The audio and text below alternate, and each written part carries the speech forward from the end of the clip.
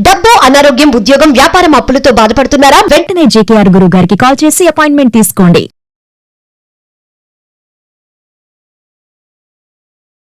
నమస్తే, welcome to Suman TV. ప్రస్తుతం మనతో పాటు law of attraction, money and life coach అయిన, అంతేకాకుండా ప్రశ్న శాస్త్రం, హస్త సాముద్రిక, ఇంకా పుట్టుమచ్చల శాస్త్రం ద్వారా జ్యోతిష్యం చెప్పబడే బహుముఖ ప్రజ్ఞాశాలి డాక్టర్ బ్రహ్మశ్రీ జేకేఆర్ గురువు గారు ఉన్నారు. వీరితో కొన్ని విషయాల్ని మనం ఈరోజు చర్చిద్దాం.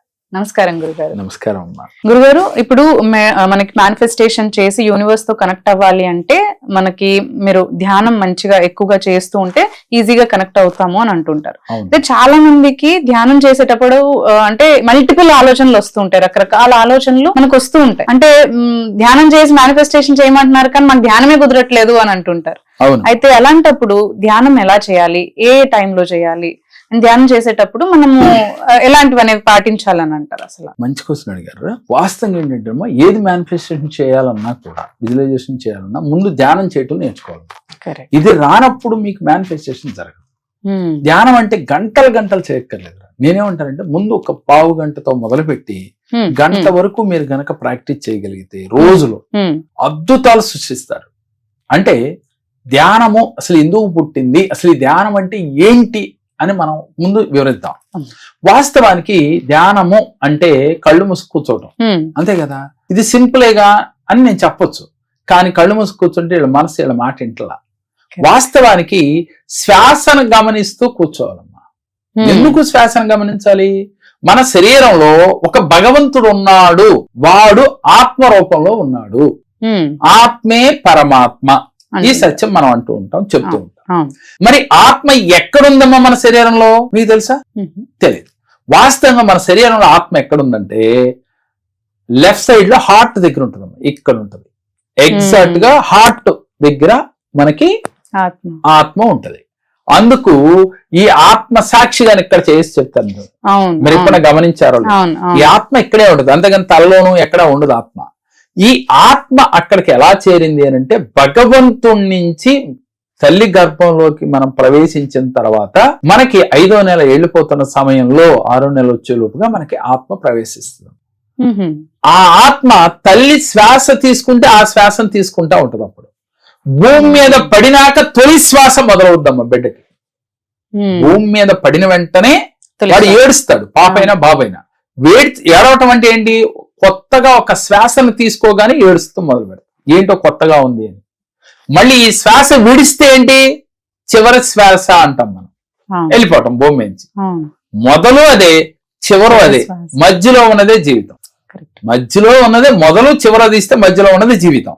ఈ జీవితం మనం ఏం చేస్తాం? ఏ రోజు కూడా మనం భగవంతుడిని తెలుసుకోలేం. అందువల్లే మీకు ధ్యానం కుదరట్లా. మరి ఎలా తెలుస్తుంది అంటే, అందుకే మీరు ఏ ధ్యాన కేంద్రాల కన్నా వెళ్ళండి. అది బుద్ధ ధ్యాన కేంద్రం కావచ్చు, లేదు ఇంకొకటి ఏదైనా కావచ్చు. శ్వాస మీద ధ్యాస పెట్టండి, ఎక్సిల్ ఇన్హిల్ గమనించండి, ఇదేగా చెప్పేది. వేరే ఏం లేదుగా. ముందు మనం ఆనాపానా చేయండి, భాష వేరు కానీ ఇదే అర్థం.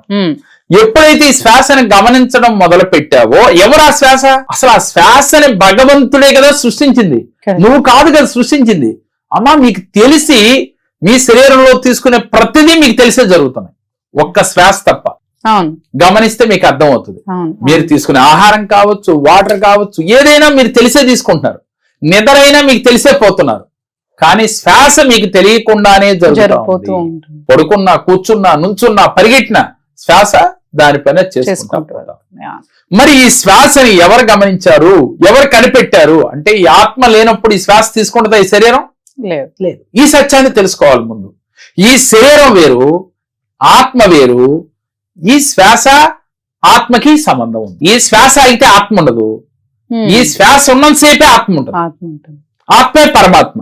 అంటే భగవంతుడు ఎక్కడ ఉన్నాడు? ఇక్కడ. కాబట్టి మీరు భగవంతుడు మీలో ఉన్నాడు. మీ శరీరం ఆ భగవంతుడికి దేవాలయం లాంటిది, దాన్ని పాడు చేసుకోవద్దు. ముందు ఎరుకుతో ఉండండి, ఎరుకుతో ఉండి శ్వాసని గమనిస్తూ ఉండండి.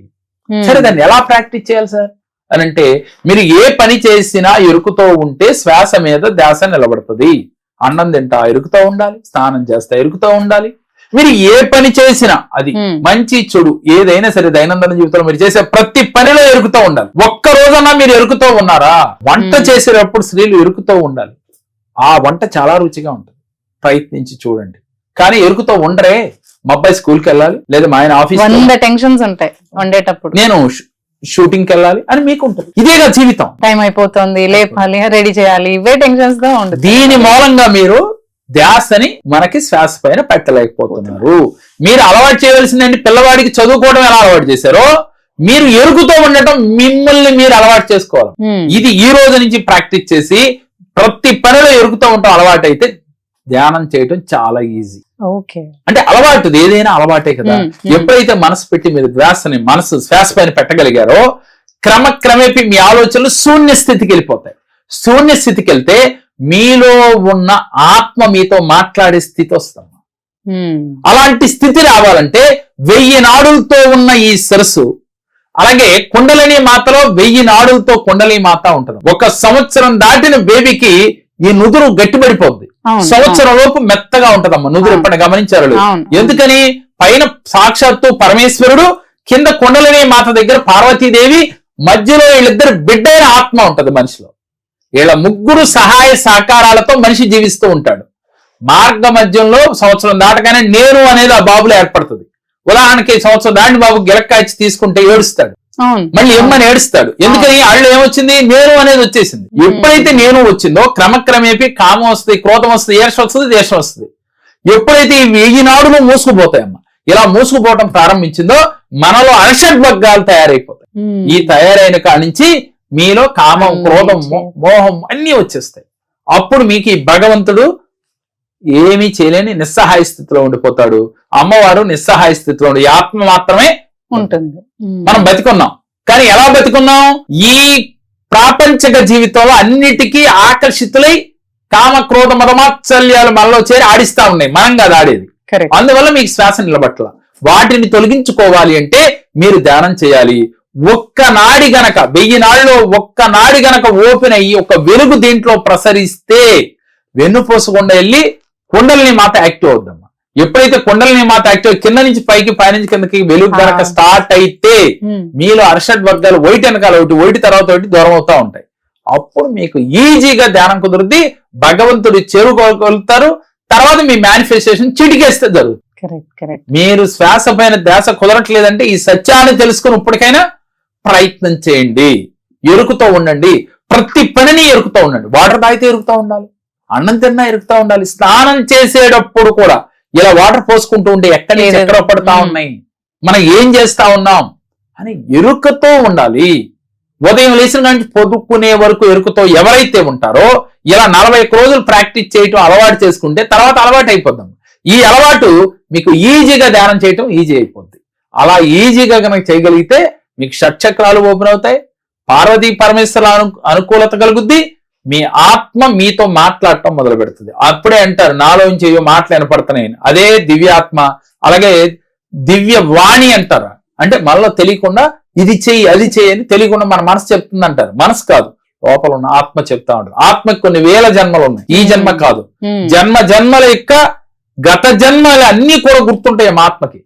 ఈ బాహ్య ప్రపంచంలోకి వచ్చిన తర్వాత ఈ అర్షడ్ వర్గాలు వచ్చి మనం ఆత్మను సైలెంట్ చేస్తాం, మనం వాటి కంట్రోల్లోకి వెళ్ళిపోతాం. ఎప్పుడైతే ఈ కంట్రోల్లోకి వెళ్ళిపోయామో గతం అంతా మర్చిపోతాం. ఇదే జరుగుతా ఉంది మానవ జీవితానికి. మరి ఎవరైతే మీరు సాధించాలి అనుకుంటే మన దగ్గర జరుగుతున్న క్లాస్ లో ఒకసారి జాయిన్ అయ్యి చూడండి. మీ జీవితాలలో ఎందుకు మేనిఫెస్ట్ చేయలేరు, ఎందుకు ధ్యానం కుదరటం లేదు అనేది ఈజీగా నేర్చుకోవచ్చు. ధన్యవాదాలండి. నమస్కారం. నా పేరు మహేశ్వరి. నేను ఇదివరకు చాలా సమస్యలు ఉండేదాన్ని, కానీ జగన్ సార్ దగ్గర వచ్చిన దగ్గర నుంచి కూడా చాలా సమస్యల నుంచి గట్టెక్కాను. నేను అన్ని విధాలా చాలా మంచి జరిగింది నాకు. అందుకే నా పిల్లల గురించి కూడా మళ్ళీ నేను సార్ దగ్గర వచ్చాను.